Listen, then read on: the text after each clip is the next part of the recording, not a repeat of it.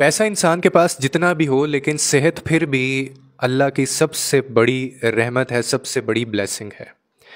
मुकेश अंबानी के बेटे की शादी की चर्चा आप लोगों ने देखी, आपने उनके क्लिप्स भी देखे। दुनिया जहान से बड़े बड़े नाम जो शायद आपके नज़दीक आइडियल्स होंगे, सेलिब्रिटीज़ होंगे, एक साथ शादी में नज़र आए और बेतहाशा पैसा जो है वो पानी की तरह बहा दिया गया इस शादी के ऊपर।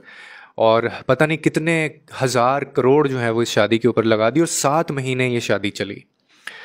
और शादी का जो कार्ड है, अगर आप उसकी बात करें तो पाकिस्तानी करेंसी का तकरीबन ये 40 लाख रुपया बनता है, जो एक कार्ड की मालियत मैं बता रहा हूँ। और जो करोड़ों कार्ड जो हैं, हज़ारों भेजे होंगे उन्होंने, उस कार्ड के अंदर खालिस चांदी और खालिस सोना जो है वो उसके साथ उनके डिजिट्स जो हैं बाकायदा लिखे हुए थे। और उसके जब जैसे ही आप उसका दरवाज़ा चांदी का बना हुआ है उसको खोलते हैं तो अंदर से 3 मज़ीद कार्ड निकलते हैं। लेकिन मेरा मकसद आपको ये सारी चीज़ें या उनका पैसा या उनकी कितनी वर्थ है ये बताना नहीं है। मैंने आपको अभी ये चीज़ बतानी है जो शायद आपने नहीं सुनी होगी, लेकिन मैं आज इस वीडियो में आपको बताऊंगा। और ये वीडियो देखने के बाद आप जो पैसे की औकात है, जो पैसे की वर्थ है, वो भी आपको पता चल जाएगी। और शायद आप शुक्र करेंगे कि मेरे पास फिर भी दुनिया की सबसे कीमती चीज़ और दुनिया की सबसे अल्लाह की दी हुई रहमत मेरे पास है। 2 साल पहले एक इंटरव्यू शाया हुआ था जिसके अंदर नीता अंबानी से, जो कि मुकेश अंबानी की वाइफ और जो उनके बेटे की शादी थी उसकी वो माँ हैं, उनसे एक इंटरव्यू में पूछा जाता है कि आप बेशक दुनिया पूरी ख़रीद सकती हैं और दुनिया में शायद ही कोई ऐसी चीज़ होगी जो आप पैसे से नहीं ख़रीद सकती, लेकिन फिर भी आपकी वो कौन सी एक ख्वाहिश है जिसके पूरा होने की आप मुंतज़िर हैं और जो आपको लगता है कि शायद आप पैसे से भी नहीं ख़रीद सकती। वो कौन सी एक ख्वाहिश है आपकी?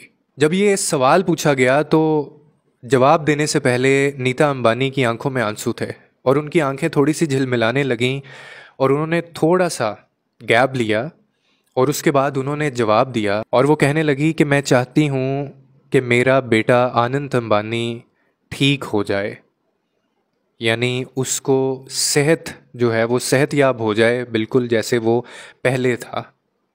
मैं सिर्फ ये चाहती हूँ। फिर वो कहने लगी कि उसको दमे का मसला है, उसको एक ऐसी बीमारी है जिसके इलाज पे हम लोगों ने बेतहाशा पैसा लगा दिया है अब तक, लेकिन उसके साइड इफ़ेक्ट जो हैं वो उसको मज़ीद मोटापे का शिकार कर रहे हैं। दुनिया भर से इलाज करवाने के बाद और दुनिया भर के सबसे महंगे तरीन डॉक्टर्स को दिखाने के बावजूद हम लोग इसका इलाज नहीं करवा पा रहे हैं। और अब उसकी हालत ऐसी हो गई है कि इसको चलने फिरने, उठने बैठने, लेटने और यहाँ तक के बोलने तक में उसको अब दिक्कत होती है। वो सही से बोल भी नहीं पाता, वो ज़्यादा खामोश रहता है। मगर इतनी ज़्यादा दौलत होने के बावजूद हम अपने बेटे को सेहत नहीं लुटा सके और हम उसकी बीमारी का इलाज अभी तक नहीं ढूंढ पाए। तो साबित हुआ कि दौलत हर मसले का, हर उदासी का हल नहीं है। आप दुनिया के अमीर तरीन शख्स क्यों ना हों, कुछ फिर भी ऐसी चीज़ें हैं जो अल्लाह ने अपने पास रखी हैं और उन चीज़ों को अगर कंपेयर किया जाए आपकी दौलत से तो शायद आपकी दौलत की वैल्यू और उनकी औकात ज़र्रे बराबर होगी। हम जितने भी बाअसर, अमीर तरीन, हसीन तरीन, ज़हीन तरीन क्यों ना हो जाएं, कहीं ना कहीं उस ज़ात के फ़ैसलों के पीछे हम बेबस हैं।